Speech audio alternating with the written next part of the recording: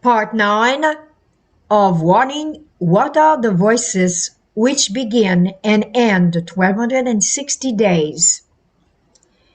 If the prophetic exposition is correct, the same hermeneutic principles and the same procedures should be applied, not only to the 1335-day timeline, but also to the 1260-day timeline of Daniel chapter 12, verse 7. The 1335-day timeline of Daniel 12, verse 12, began and ended with voices. It begins with the voice of a nation, the United States of America, and ends with the voice of God. It begins with the speaking of a nation in legislative action, a national Sunday law in the United States of America, and ends with the speaking of God as he pronounces the blessing of the everlasting covenant.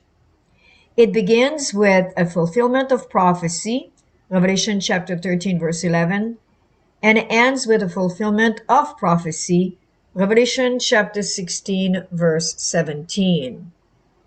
In like manner, the 1260-day timeline begins and ends with voices.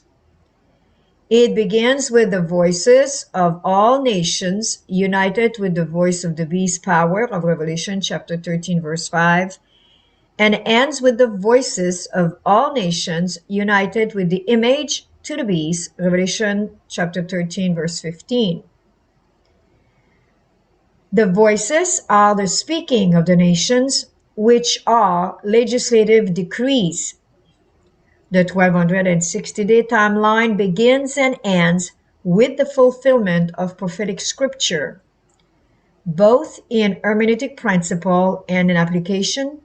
The 1335-day timeline and the 1260-day timeline are identical. The 1260-day timeline begins with the fulfillment of Revelation chapter 13, verse 5, and it ends with the fulfillment of Revelation chapter 13, verse 15. Both of these verses are the speaking or voices of prophetic fulfillment. The 1260-day timeline of Daniel chapter 12, verse 7. And here we are showing the beginning and the end of the 1260 day. And this has to do with the timeline of Daniel chapter 12, verse 7. And we see here mentioned above the Revelation chapter 13, verse 5, and there was given unto him a mouth speaking, and power was given him to continue 42 months. And now at the end of this timeline, we're going to have Revelation 13, verse 15, that says, the image of the beast should both speak and cause that as many as would not worship the image of the beast should be killed. So we have a perfect example here again of using a precedent like 1335 days for its timeline and then comparing it with 1260-day timeline in the book of Daniel. Part 10. What event begins the 1260-day timeline? So we're going to be looking now at the event that begins the 1260-day timeline, and it's very important to know those things at this time. Revelation 13, verse 5, and there was given unto him a mouth speaking great things and blasphemies, and power was given unto him to continue 42 months, as we just saw.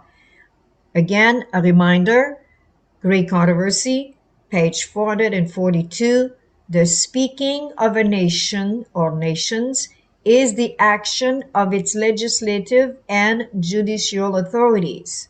So it has to be passed by the government and it has to go to the justice and then the judicial justice or authorities, and then it is established.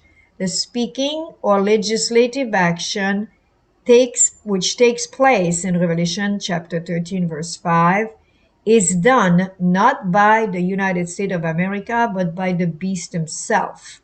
Papal Rome, will legislate, and the nations of the world will take judicial action.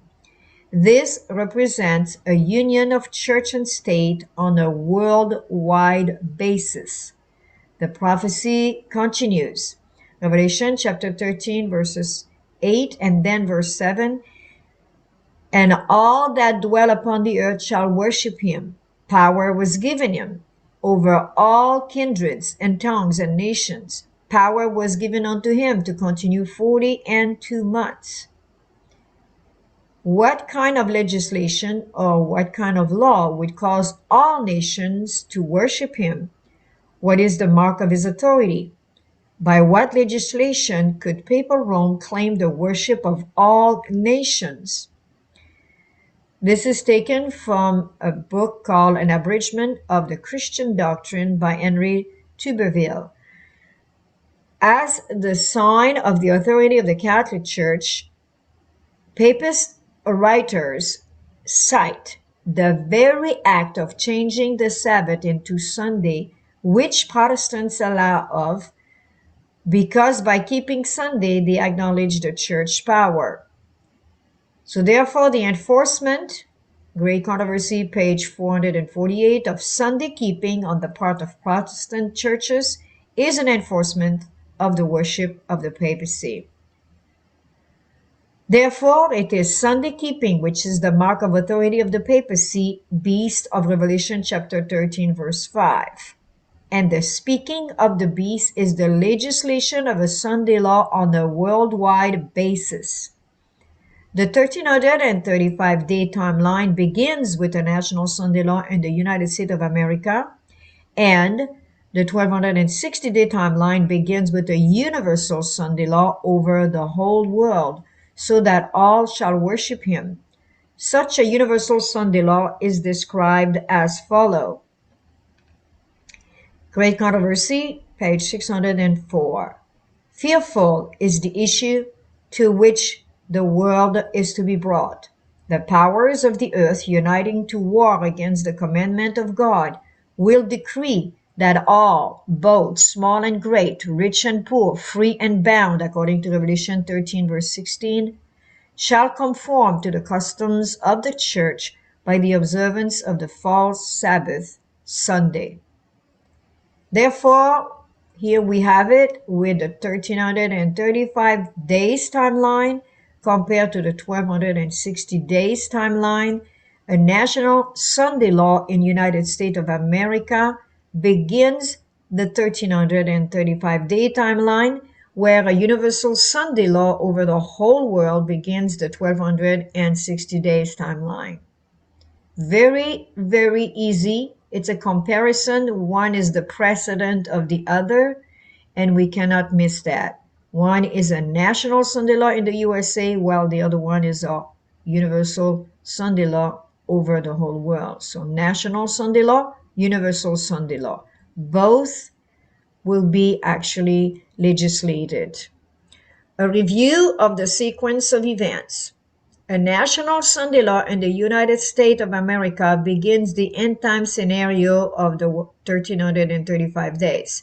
This is designed to leave the large cities preparatory for flight to the mountains. A national Sunday law in the United States of America is followed shortly by natural ruin. A universal Sunday law over the whole world begins the 1260-day timeline. The persecution or scattering of God's people begins as described below.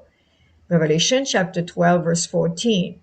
And to the woman were given 2 wings of a great eagle, that she might fly into the wilderness, into her place, where she is nourished for a time and times and half a time from the face of the serpent. The righteous experience the shaking and receive the seal of God. The righteous give the loud cry in the power of the latter rain. The wicked receive the mark of the beast. With the issue thus clearly brought before him, whoever shall trample upon God's law to obey a human enactment receives the mark of the beast. He accepts the sign of allegiance to the power which he chooses to obey instead of God. The warning from heaven is Revelation chapter 14 verses 9 and 10. If any man worship the beast and his image and receive his mark in his forehead or in his hand, the same shall drink of the wine of the wrath of God, which is poured out without mixture into the cup of his indignation.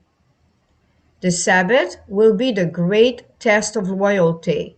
Great Controversy, pages 604, 605. When the final test shall be brought to bear upon men, then the line of distinction will be drawn between those who serve God and those who serve him not. While one class, by accepting the sign of submission to earthly powers, received the mark of the beast, the other, choosing the token of allegiance to divine authority, received the seal of God. As a note here, we read that Revelation 12:14 has been applied by some to papal supremacy 538 to 1798. However, the primary application of verses 14 to 17 refer to the remnant or the last generation against whom the dragon went to make war at the very end of time. Those who assume that Revelation chapter 12 verse 14 applied to the persecutions of the past should remember that history will be repeated in regard to papal supremacy and persecution. The woman which takes flight into the wilderness in the future will refer not merely to Europe but to the most remote and desolate regions all over the world. The timelines of Daniel chapter 12 deal with the most climatic events in the history of the world by which the final destiny of man shall be decided. So here we have a major difference between, in chapter 12, the woman, the first woman of the supremacy of 538 to 1798, which flee in the wilderness. The second one is very easy to identify. She has actually wings. The first one does not have wings. This one has wings, which represent the speed with which this message will go out at the last days of Earth history, which is different than the first supremacy, which lasted 1260 years. Part 11. What event ends the 1260-day timeline? The event which ends the 1260-day timeline is again fulfillment of prophecy as found in Revelation chapter 13 verse 15. It is again the voice or speaking of the image of the beast and the nations. It is a legislation of a decree. And he had power to give life unto the image of the beast, that the image of the beast should both speak and cause that as many as would not worship the image of the beast should be killed. The event which ends the 1260-day timeline is a universal death decree intended to exterminate all the people of God from the earth. Who are the characters in this drama who attempt to do this? They are, number one, the beast, which is the papacy in the old world, the Roman Catholicism, and number two, the image to the beast, which is Protestantism in the new world, the United States of America. They both seek to accomplish the same goal, and that is why they are known as the beast and the image to the beast.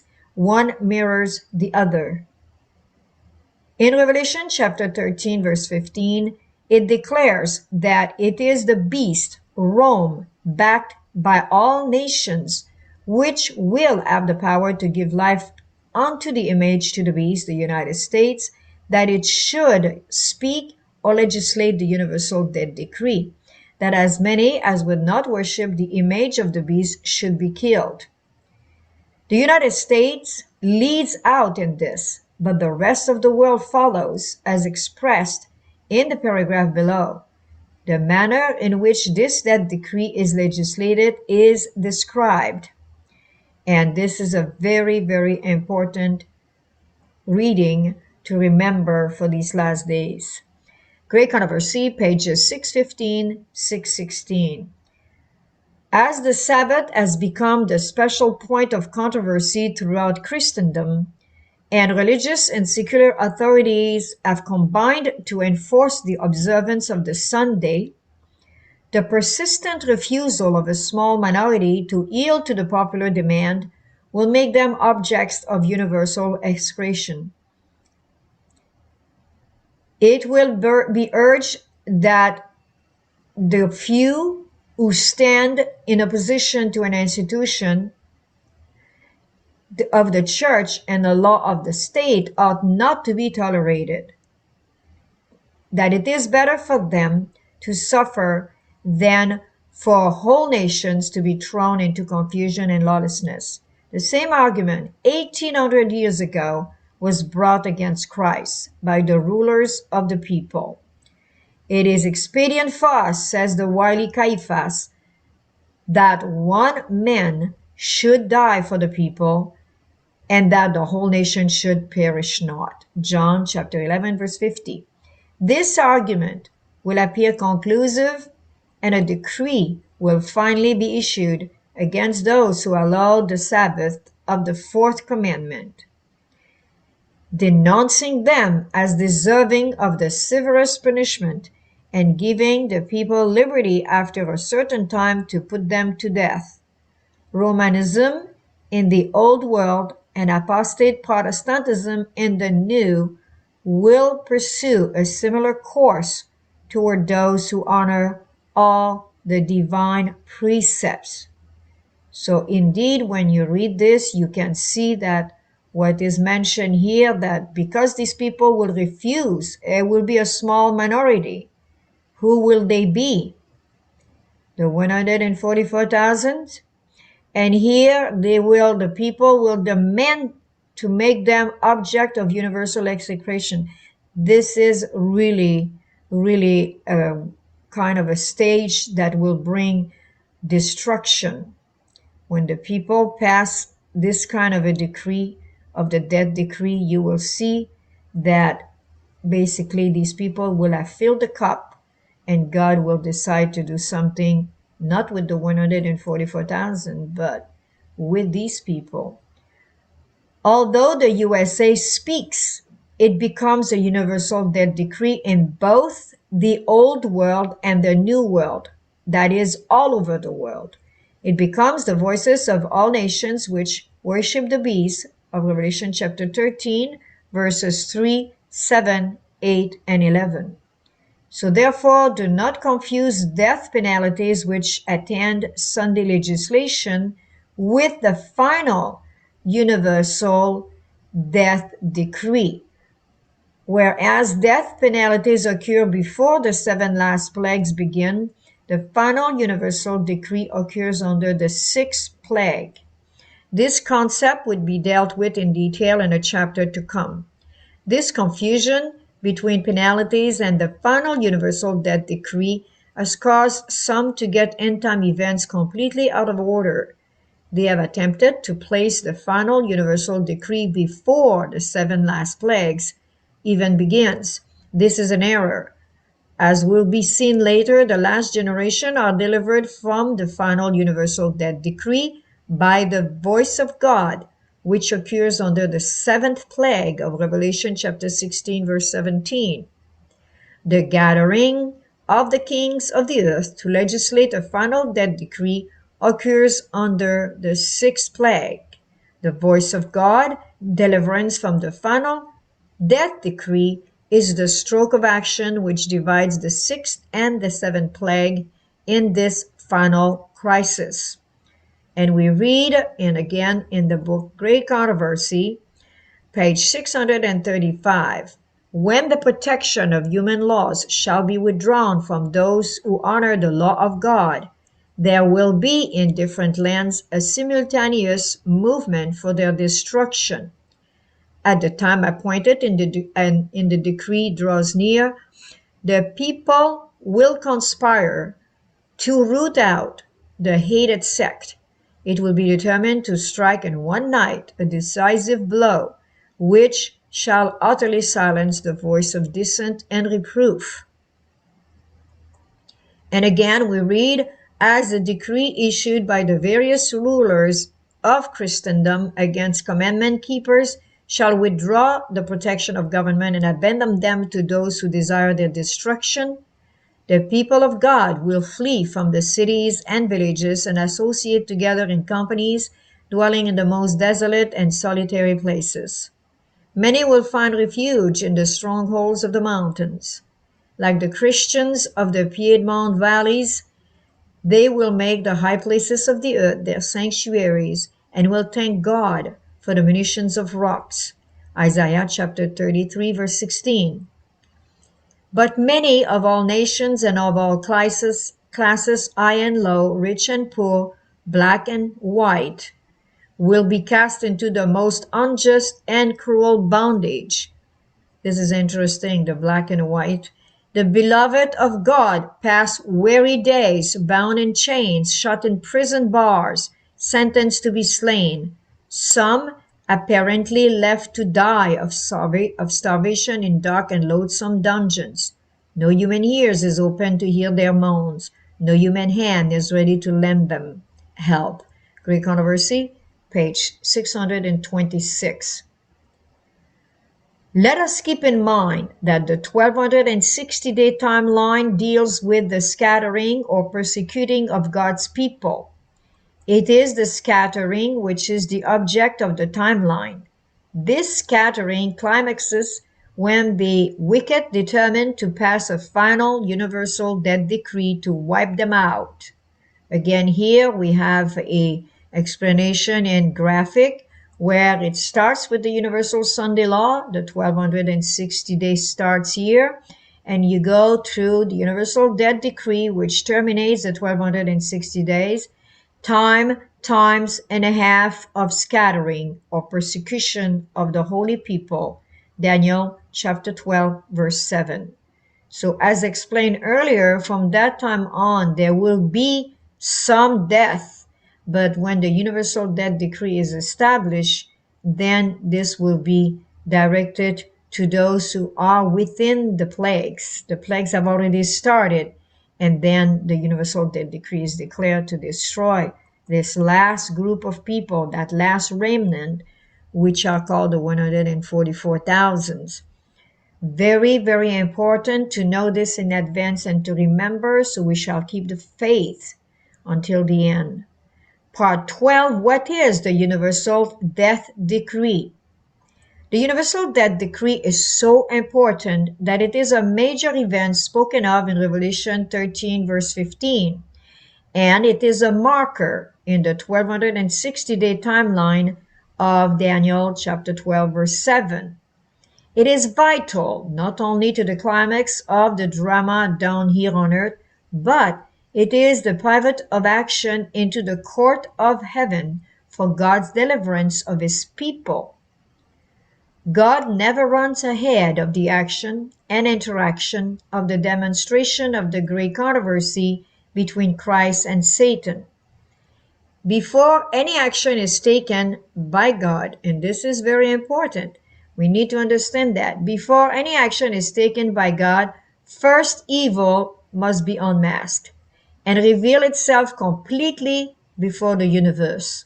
This principle of interaction has been demonstrated again and again in the Old Testament. For example, wicked Pharaoh put to death the Hebrew babies. Then God permitted the death of the Egyptian firstborn. Not until the Egyptian army vowed to destroy utterly the Hebrews did God permit them to be destroyed at the Red Sea. And not until wicked Haman instigated a universal death decree against the Jews did God permit the destruction of those who planned their death.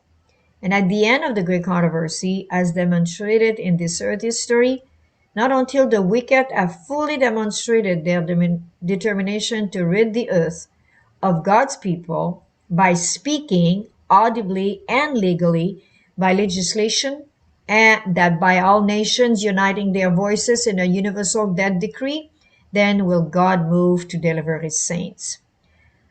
A study of the 7 heads of the great red dragon in Revelation 12 reveals how Satan has attempted 7 times to establish a universal kingdom. He attempts to do this in the universal death decree. As Satan influenced Esau to march against Jacob, so he will stir up the wicked to destroy God's people in the time of trouble. If he could blot them from the earth, his triumph would be complete. Great Controversy, page 618.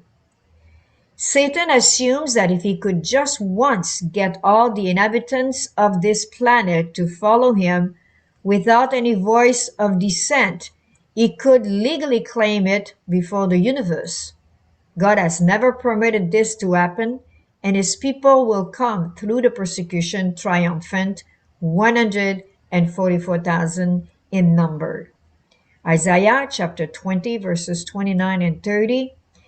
Ye shall have a song as in the night when a holy solemnity is kept, and gladness of heart as when one goeth with a pipe or a trumpet or a flute to come into the mountain of the Lord, to the mighty one of Israel. And the Lord shall cause his glorious voice to be heard. Those who understand the timelines of Daniel 12 will see the universal death decree as one more sign of their near deliverance. So these signs for the wicked, they sound like destruction of the righteous, but for the righteous, they sound like deliverance. Why? Because they know the prophecy. They know what is next. That's the assurance we have that we're receiving directly from the book of Daniel chapter 12, which at this time of its earth history, it's time to open it up. It's time to let the people know of the righteous that there is hope. Do not get discouraged. Do not get desperate about this situation. This is a good sign. It is not a bad sign. Part 13. What is the 1 hour of Revelation chapter 17 verses 12 and 13?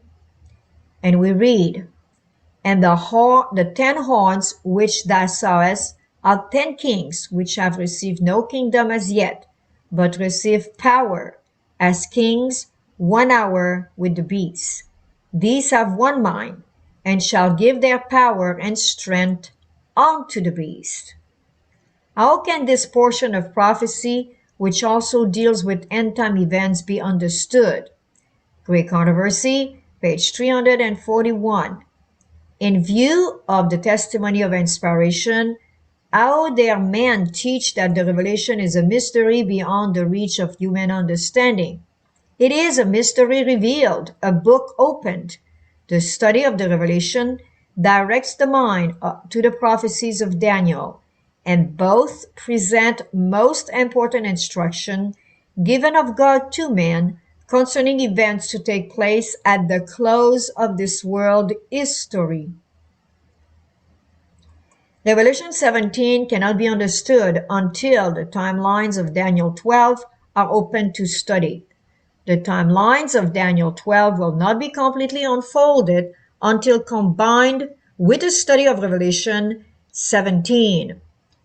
The events which Daniel saw in Daniel chapter 12 verses 7 and 11 are exactly the same events which John saw when he wrote Revelation chapter 17. They both describe the final events which occurred just before the coming of Jesus. Revelation chapter 17 throws great light on the timeline of Daniel chapter 12 as follows. Number 1. The first important concept which should be recognized is the fact that there is an interval of time between the legislation or the enactment of a law and the date when it shall go into effect, which is called the effective date. There is an interval of time between the universal death decree and the date when it goes into effect. And this is clearly stated as follows. Great Controversy, pages 615, 616. A decree will be finally issued against those who allowed the Sabbath of the fourth commandment, denouncing them as deserving of the severest punishment, and giving the people liberty after a certain time to put them to death. Though a general decree has fixed the time when commandment keepers may be put to death, page 631 of the same book, their enemies in some cases may anticipate the decree, and before the time specified will endeavor to take their lives. Number 2, the second point of consideration is the fact that the law goes into effect at midnight. The universal death decree goes into effect at midnight at the time specified. The decree has fixed the time, and after a certain time, they are to be put to death. Midnight is the hour. Number 3, the voice of God deliverance occurs at midnight. It delivers them from the universal death decree, which goes into effect at midnight. And this is clearly stated. Great Controversy, page 635. As the time appointed in the decree draws near, it will be determined to strike in one night a decisive blow. It is at midnight that God manifests his power for the deliverance of his people. In the midst of the angry heavens is one clear space of indescribable glory, whence comes the voice of God like the sound of many waters, saying, "It is done."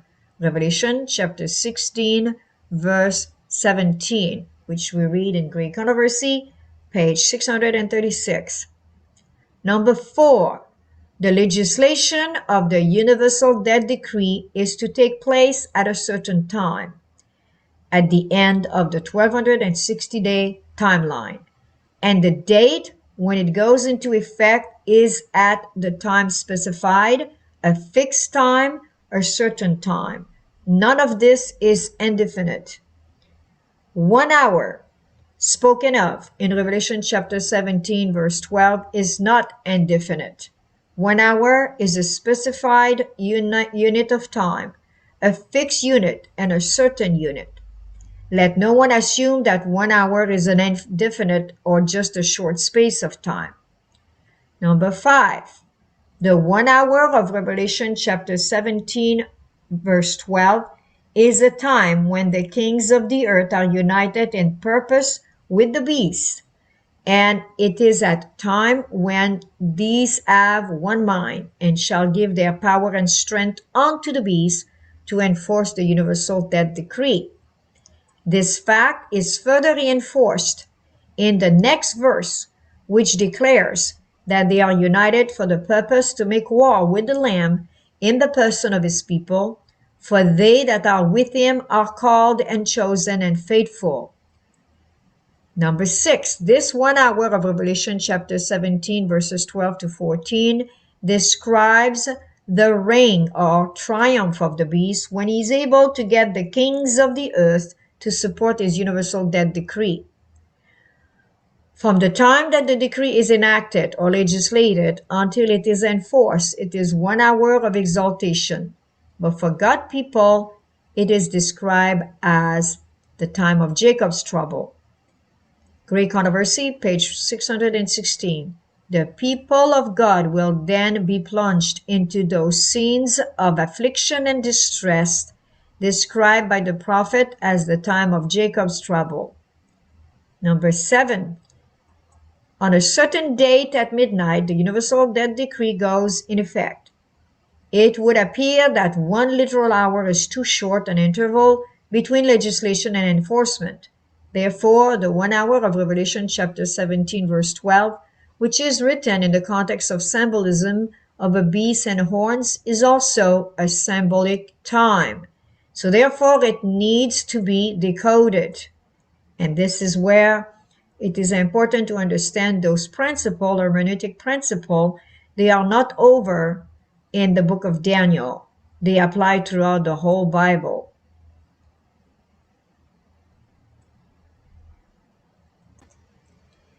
Part 14. What is the year-day computation principle of prophetic interpretation? So here we're re-entering into something we have studied or seen earlier, which is the year-day computation principle, which is a standard of conversion. It is in a way similar to a yardstick, which makes it possible to convert inches to feet, feet to yards, or inches to yards, and vice versa. And here for us, we could say centimeter to inches, or meters to inches, or feet. And so that's the same kind of a system, but using actually different approach. So this year-day computation principle makes it possible to convert prophetic time or symbolic time to literal time. It, like the rule of measurement, is essential when decoding prophetic time and in matching symbolic prophetic time prophecies to literal historical events or the prophecies which are written in literal language. It is self-evident that Daniel 12 deals with time or timelines written in literal language, but Revelation is couched in symbolism, and the time which is within such a context is also symbolic time.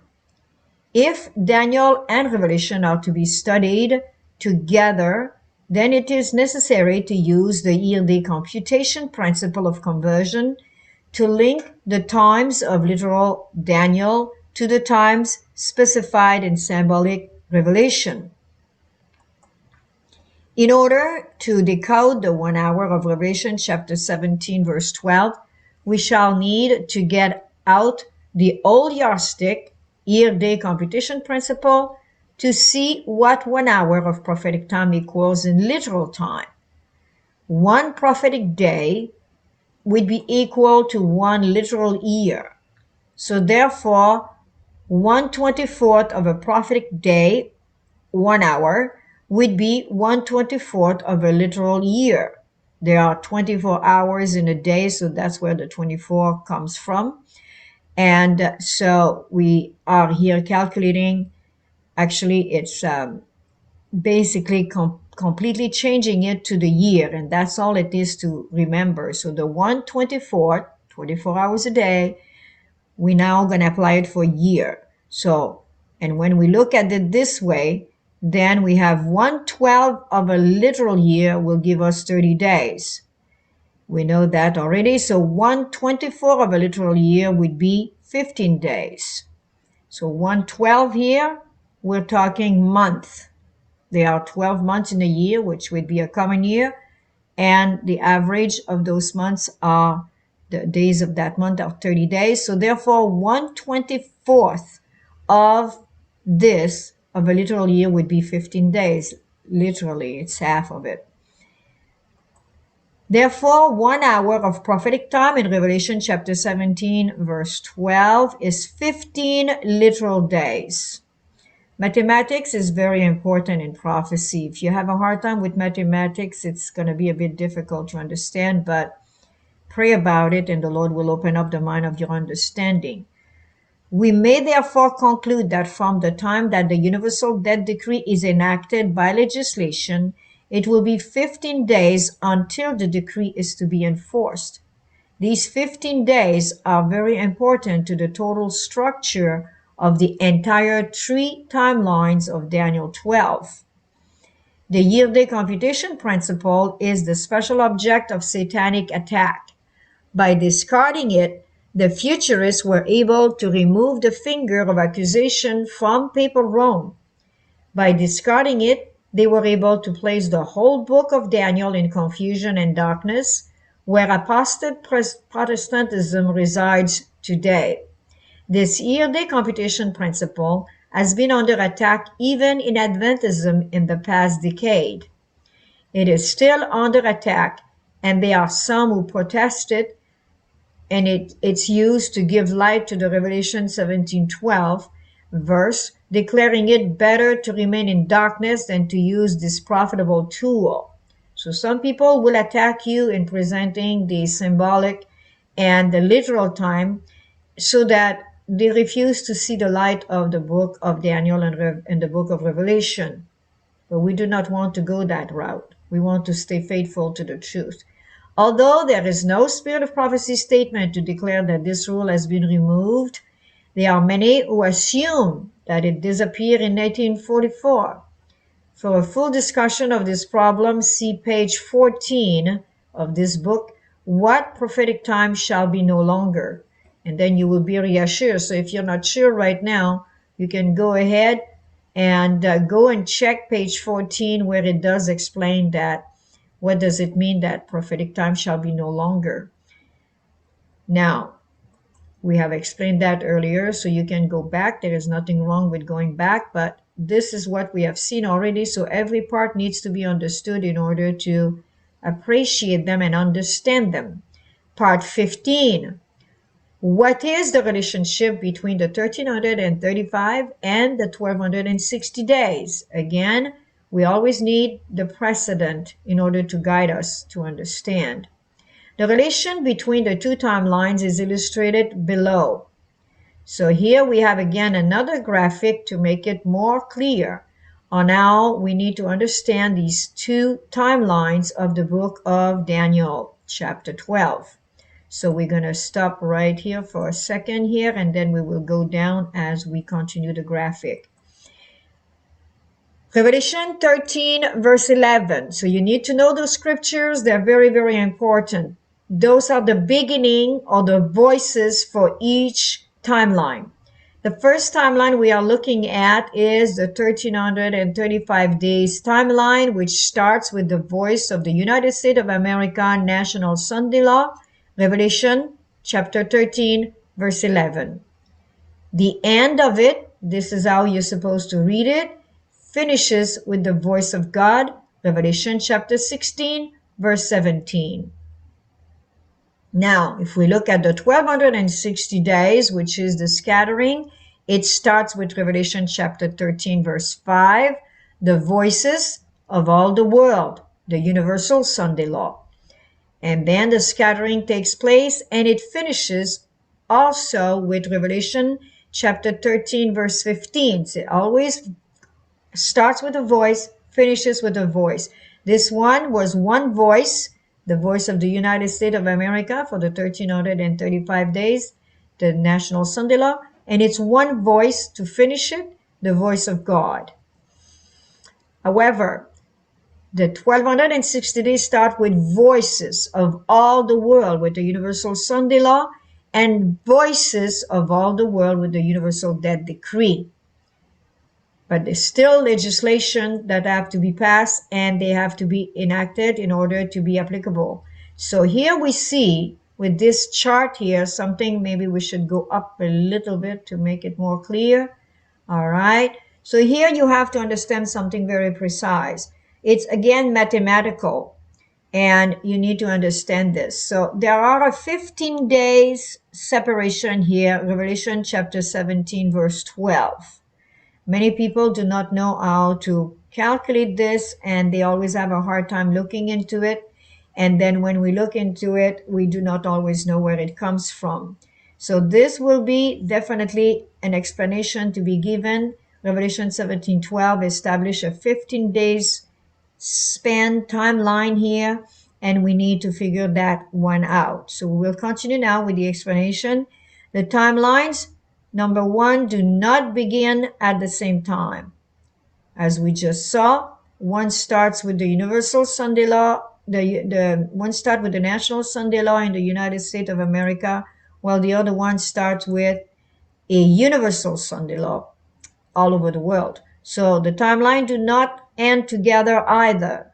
So we can see that the timeline of 1260 terminates with the Universal Death Decree, where the 1335 terminates with the voice of God. The 1260-day timeline resides within the 1335-day timeline. So this one is inclusive, the 1260, into this one, the 1335 days. It is not additional. It's not 1335 plus 1260 days. The 1260 is inside the 1335 days. Both timelines begin and end with voices, as we saw, or legislation, or speaking of governments. Number 5, Both timelines begin and end with fulfilled prophecy from Revelation. So both timelines, as we saw, they begin and end with definitely something to do with Revelation. So you need to know those one. We saw those verses already. Number 6, the 1260 days is that of persecution. Number 7, the 1335 days is a wait for the voice of God. So it's a time period. 1335 days is actually in biblical calendation, represent 3 years, 8 months, and 15 days. So you have to wait for the voice of God. Don't go ahead of God. Number 8, the legislation of the universal death decree begins a 1-hour interim to effective date. Number 9, the 1 hour, as we saw, is 15 literal days. Number 10, the 15 literal days plus the 1260 days equal 1265 days. So here, this is the 15 days under explanation. That 15 days plus the 1260 days, we're going to go back at it here to be able to understand it perfectly. We're going to leave number 10 behind and come back. So 15 days plus 1260 is 75 days. So we have it here. We're marking it here. The 15 literal days plus 1260s equal 1275. Mathematics, simple. Number 11. Now what you do is you take the 1265, you subtract it from 1335 days, which leaves you 60-day interval between the National Sunday Law in the United States of America and the Universal Sunday Law all over the world. And here the writer writes, if there is not a 60-day interval, the student of prophecy will know that this computation is incorrect. But if there is a 60-day interval, you will gain confidence in the entire study of the 3 timelines and their relationship to each other. Let's go back for a minute to this graphic. This is so important. This is explaining, according to the author, a basic application of these timelines. So we have established now that 1260 plus the 15 days, and you will see a little bit in a few more studies where that 15 days comes from. It belongs to 1290 days. So the 1290 timeline is still to come, and it's basically 30 days from 1260, obviously, 1290 minus 1260, which will leave you a 15 days on the side of the 1335 days and another 15 days until the coming of Christ. So here we have 1260 plus 15 days, 1275 minus 1335 to establish this space here will give you 60 days. 1335 minus 1275 is 60. So therefore, the 60 days belong here between the United States of America National Sunday Law and the Universal Sunday Law. If the author is saying if there are no 60 days, and it has to be biblical calendar calculated, if there are no 60 days here, we will know that this is not correct, and we will have to reanalyze this scripture and this timeline. But we pray that she is correct in her writing here, in her explanation. And again, people have not accepted this teaching because that's not what the church teaches. Well, we know that prophecy is usually understood at the time of its fulfillment. So obviously the Seventh-day Adventist Church scholars could not have given us that interpretation because the time had not come yet. And yet, in 1990, when Marion Barry submitted this book to the scholars, they rejected it. Question: what does the 1260 days of scattering end? Why does it end at the universal death decree legislation rather than at the voice of God deliverance of God's people? Answer: as you saw in the graphic, This is when the death decree comes along at the end of the 1260, but the voice of God is only heard in 1335. So again, there is a difference of 75 days there. Why? Why does the Lord make us wait now from the end of 1260 minus 1335? You see that there is a major difference there. It's not 15 days. It's 1260 minus 1335, so it's actually exactly 75 days again. In the 1260-day timeline of Daniel 12, verse 7, he, the persecutor, is the subject of the sentence. He is the one who is providing the action. This action, the verb of the sentence, is that he shall have accomplished to scatter or persecute. The 1260 days is a measurement of time which describes the persecutor and his ascending action of persecution to its very climax. He goes as far as he can go. It is not a measurement of time in which God's people are under stress and distress. So as soon as the 1260s are over, God's people, they need now to pay attention because now it's turning against the persecutor. This is so clear that even a child could understand that. So if you don't understand it, well, you have to become like a little child and understand these things which are precise and clear. Now we come to the 16th part. What is the time of Jacob's trouble? From the legislation of a universal death decree to its effective date, one symbolic hour of Revelation chapter 17 verse 12, or 15 literal days, which we saw, God's people endure the time of Jacob's trouble. Early writing, pages 36 and 37, a decree went forth to slay the saints, which caused them to cry day and night for deliverance. This was the time of Jacob's trouble. Jacob's was in trouble for one night, will be in trouble for 15 days and nights. A decree, Great Controversy, pages 615, 616, a decree will finally be issued against those who allowed the Sabbath of the fourth commandment, giving the people liberty after a certain time to put them to death. The people of God will then be plunged into those scenes of affliction and distress described by the prophets at the time, as the time of Jacob's trouble. Page 618, as Satan influenced Esau to march against Jacob, so he will stir up the wicked to destroy God's people in the time of trouble. And as he accused Jacob, he will urge his accusations against the people of God. He numbers the world as his subjects, but the little company who keep the commandments of God are resisting his supremacy. If he could blot them from the earth, his triumphs would be complete. And I felt like saying this part here where it says, but the little company who keep the commandments of God are resisting his supremacy. Good! There will be a people. I'm planning to be among them. Are you? Although Satan is seeking to blot them from the earth through legislation and the action of the wicked, yet guardian angels have them fully protected. Page 618, he sees that holy angels are guarding them. Lucifer sees that. He's upset.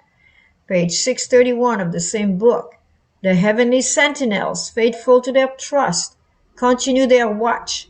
Though a general decree has fixed the time when commandment keepers may be put to death, their enemies will in some cases anticipate the decree and before the time specified will endeavor to take their lives. But none can pass the mighty guardians stationed about every faithful soul. Some are assailed in their flight from cities and villages, but the swords raised against them break and fall as powerless as a straw. Others are defended by angels in the form of men of war. I remember reading that years ago. I'm talking 40 years ago. And I never thought I would read that 40 years later. Page 619. The affliction and distress in the time of Jacob's trouble is caused by Satan, and he tries them in mental anguish, as he tries them in mental anguish. So this is the way he's going to try to scare us away mentally. There is no visible evidence that they will be delivered from the wicked, and they must live by faith in the word of God. They have no tangible evidence that God will deliver them, and they afflict their souls before God, pointing to their past repentance of their sins. Page 619. Page 62 of the same book. But while they have a deep sense of their unworthiness, they have no concealed wrongs to reveal. Their sins have gone beforehand to judgment and have been blotted out, and they cannot bring them to remembrance. I'm wondering if it's maybe a typo error, because I believe that belongs to the other text, so it might be 620, that page.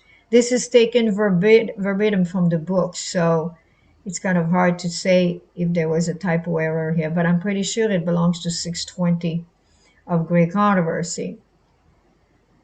And here is a diagram of the time of Jacob's trouble to help us again understand when it begins and when it ends. What an encouragement to have an author that took time to write and present, giving us further understanding of what we should know at this time of Earth history more than ever. And here is the graphic of the time of Jacob's trouble, which begins with the universal death decree under Revelation chapter 13-15, and which ends with the voice of God in Revelation 16, verse 17. So yes, we have the death decree, which we saw would be 1 hour, which will be 15 days. And it begins when the 1260 days finishes. And then we have this interval here in between of the 1 hour, which will bring us to this. So this is very important to figure it out and to see how it works. So we have the 1260 days, which is inclusive of the 1335 days. And earlier I said 75 days, but it's because when you look at the total, it's 75 days inclusive of the 15 at the end and of course the 60 at the beginning. So there are definitely some calculation here you need to keep in touch with. So the time of trouble is 15 days, finishes with the voice of God. The 1260 start 60 days after the National Sunday Law. If it works, we will know. And it finishes 15 days before the 1335 days ends. So basically, there will be trouble either way, because between the National Sunday Law to the Universal Sunday Law, the end of the death decree to the voice of God, trouble is here. Trouble is here right from the beginning with the National Sunday Law. And it has not been decreed yet, but it may be very soon.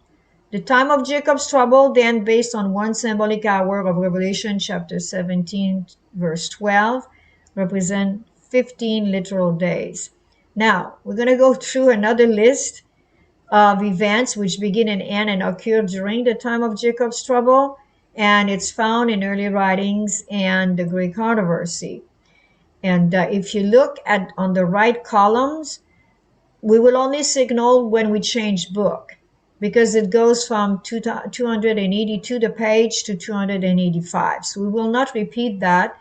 The same when it changes to Great Controversy, because it makes it very interesting to read it at random just to put the events together.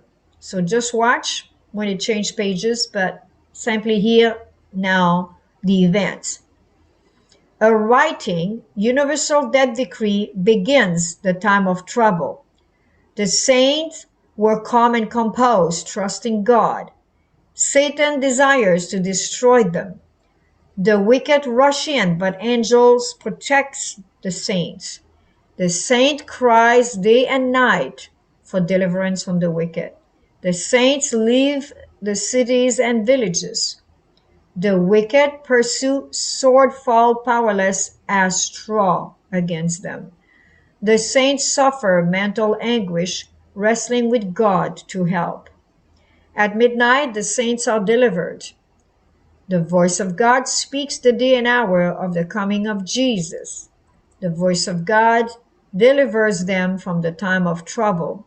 I would like to make a little pause here while I was reading this right now, I just thought about the sign that was given to the Christians at the destruction of Jerusalem in 70 AD.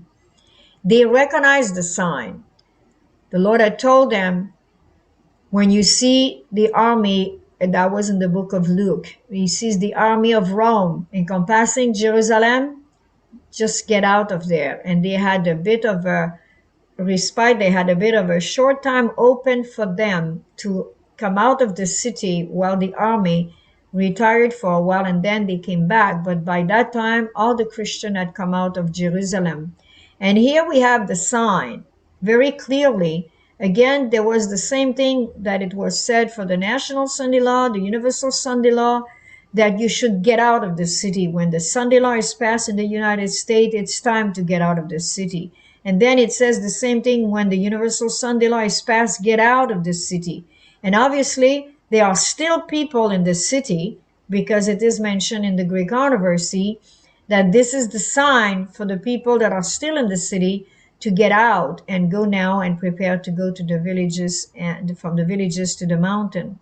So obviously, somehow, somewhere, we may not have listened, but the Lord is still willing to save. All right? So you can see this. You can see that this is definitely a sign. But the people will leave the cities and the villages, as mentioned here in early writing, page 283. So it's just a thought that crossed my mind as I was reading this, because the author mentions it from the Great Controversy at the level of the National Sunday Law, Universal Sunday Law, and then Universal Death Decree. So obviously, some people still did not leave. And they could be because those people have announced the three angel message, while the other were going, the Lord told them to get out of the city and find refuge already. Now, we continue with the Great Controversy. The voice of God delivers them from the time of Jacob's trouble here. And now, a legislation of a universal death decree begins the time of Jacob's trouble. As Esau marched against Jacob, the wicked surrounds the saints. Satan has an accurate knowledge of past sins of the saints. Satan presents their sins before God. He's the accuser of the brethren. The Lord permits Satan to try them to the uttermost. The saints see little good in their past lives. The saints are conscious of their weakness and unworthiness. Satan tells them their cases are hopeless. The saints afflict their souls, as every sin been repented of. The saints plead the righteousness of Christ. The saints desire wickedness to end. The saints' sins have been blotted out beforehand. The saints cannot remember the sins which have been blotted out. So again, that's an affirmation. They try to remember sins that they have not confessed. Doesn't mean they have amnesia and they don't remember having sinning. That's not what it means. It means simply that they have no more sins to confess. I mean, you cannot repeat your sin forever before God. You have to have faith that if you confess your sin, He's faithful and just to forgive you your sin and to cleanse you from all unrighteousness, which is the work of the court, the holy, and the cleansing in the most holy. Now, the saints endure weariness, delay, and hunger. The saints Satan personates Christ. This may not be the first time. The saints flee cities and villages. The saints associate together in companies. Again, there is that fleeing repeated from early writing to Great Controversy. The saints associate together in companies. The saints retreat to the mountains. Some of the saints are imprisoned. The saints are defended against attack by angels as men of war. The saints are delivered from the time of Jacob's trouble by the voice of God. So though some of the saints are arrested and put in jail, they cannot be killed. The Lord is protecting them even in jail. And so we have here again a lot of explanation that we need to repeat often. And that's why we have all these graphics from the author, which are marvelous. We should praise the Lord for this writer who is passed away now, but she will see the fruits that she has now going to reap because of this wonderful work she did. Universal Sunday Law, the National Sunday Law, the United States of America National Sunday Law, the Universal Sunday Law, the Universal Death Decree, and the Voice of God. Again, repeating the graphic, but now putting them together. But there is still one graphic missing, which is the 1290 days, which is further. So we have the National Sunday Law to the Voice of God, 1335 days. The Universal Sunday Law, 1260 days, with an obstacle in the middle with the Universal Death Decree for the saints. And then within 15 days, there is the Voice of God. So this is where we were talking about the 1260 plus the 15 days is 1275. And we have established minus the 1335. That's where the 60 days comes from. So 60 plus 1260 plus 15. 60 plus 1260 obviously is 1320. Plus 15 is 1335. So you need to play with those numbers a bit to get accustomed to them. But the total here is 1275, which we have established because it includes the Universal Death Decree now and the Voice of God. But really, the 1260 will be stopping here at the Universal Death Decree, and then the 15 days of Death Decree. So the 1335 days again is the longest timeline between the 1260 and the 1290. So the 1260 is included in that 1335 days.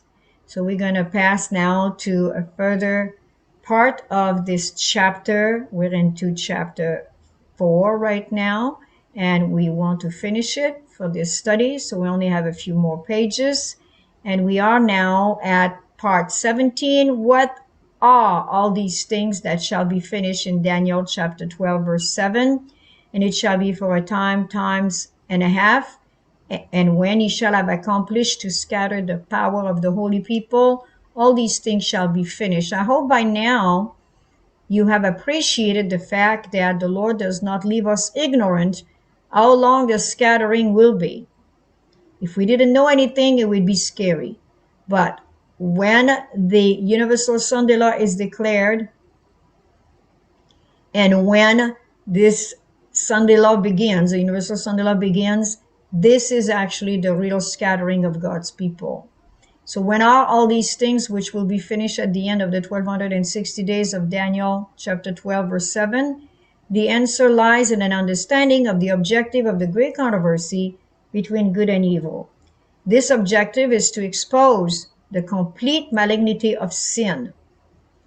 This planet, for nearly 6 millennia, has been the demonstration arena for the great controversy between good and evil.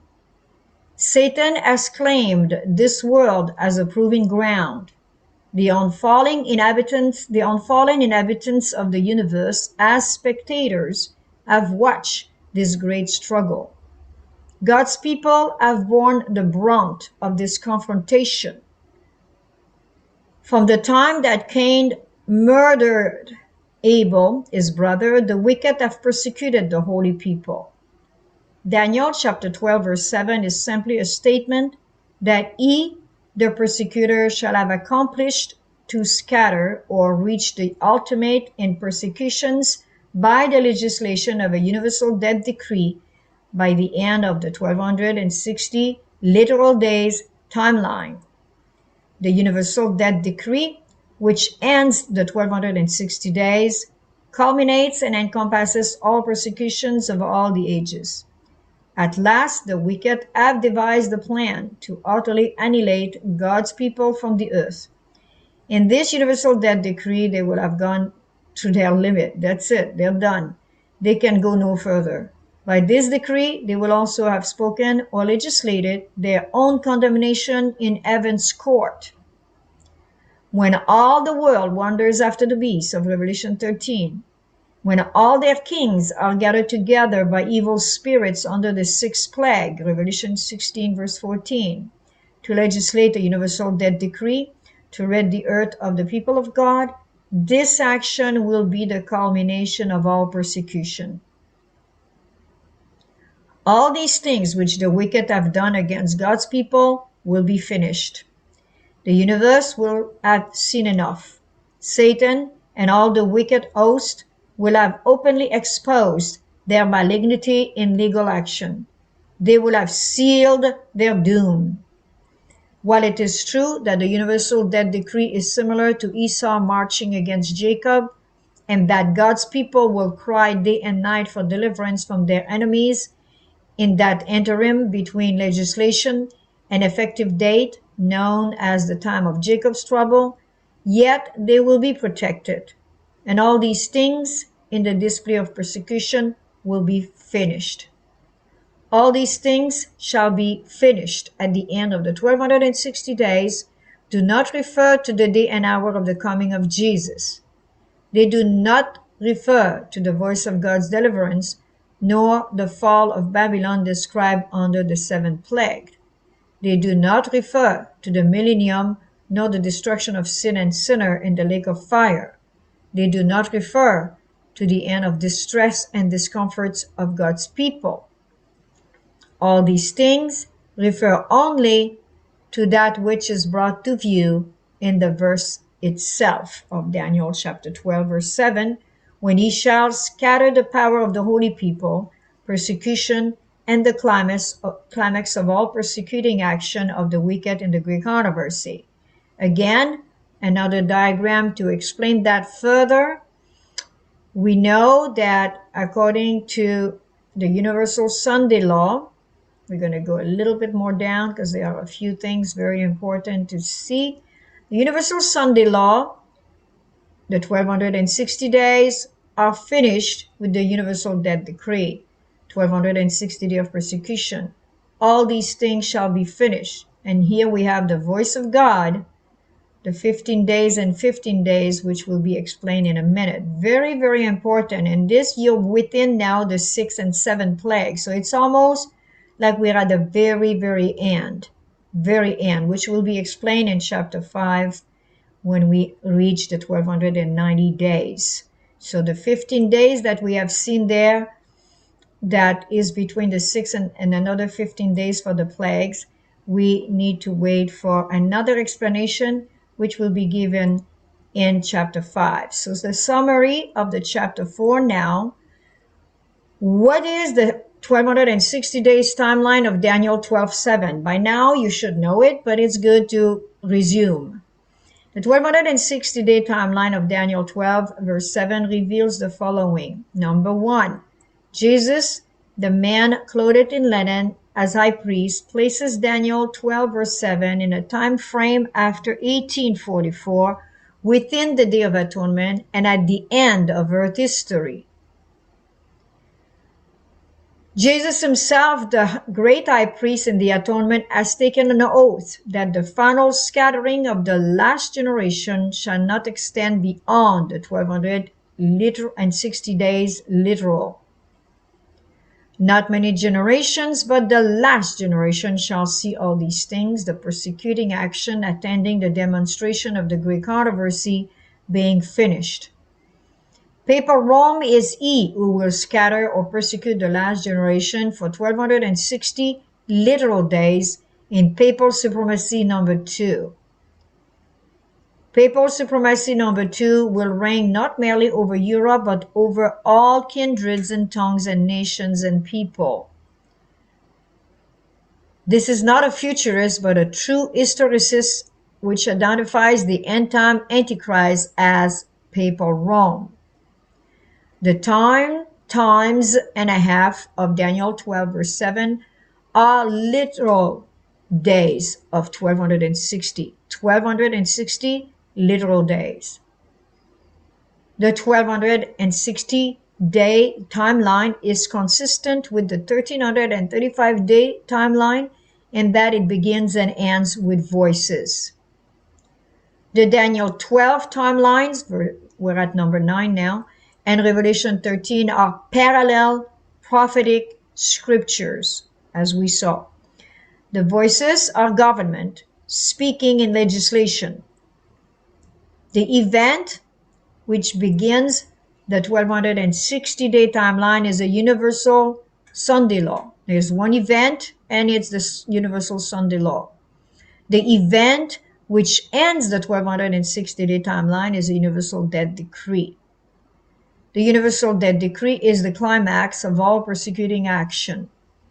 The universal death decree is the end of the 1260 days of scattering. God's people will then be fully protected.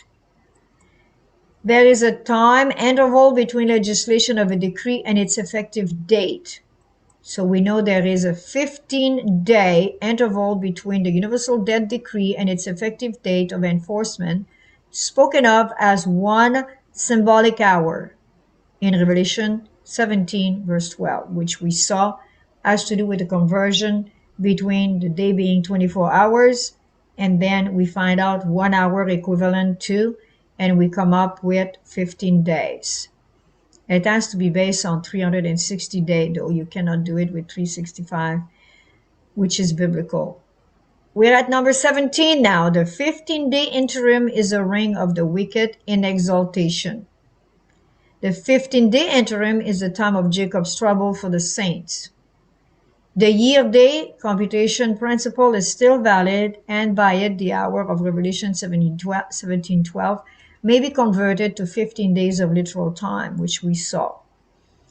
There is a relationship between the 1260-day and the 1335-day timeline of Daniel 12. They neither begin nor end at the same time, but are interlocking in their delineation of sequential events, which we saw as well. After the passing of the universal death decree, God's people are protected from the wicked. The demonstration of malignity of sin ends at the universal death decree. The 1260-day timeline does not end the discomfort or distress of God's holy people, such as Daniel chapter 12 verse 7 focuses on the wicked when he shall have accomplished to scatter or reach the climax of his scattering action in legislation of a universal death decree. When all these things, the persecuting action shall be finished. We're at number 23 now. The righteous wait 1335 days for the voice of God deliverance. The righteous wait 15 days from the universal death decree to the voice of God. The delineation of events does not predict the day and the hour of Jesus' coming. It does give hope and joy to the last generation that they can survive the final crisis. The timeline are not given as an exercise in counting, but to give firm support to God's people. And here now we are ending chapter 4 of the Book of Warning, and we invite you to follow through with the next session, which will be chapter 5, what is the daily of the 1290 days of Daniel chapter 12 verse 11. That should be a very, very beautiful study, because many people do not know what is the word daily. And now we will be entering in the last timeline of Daniel chapter 12, the 1290 days. May the Lord bless you for this session, as we have seen how important we are to be instructed before the time of trouble comes upon us. When it comes, it will be too late to try to catch up with all these things. So we're so grateful that we could do that. Heavenly Father, thank you so much for instructing us at this time. And we praise you and we thank you for your wisdom in Yeshua's name.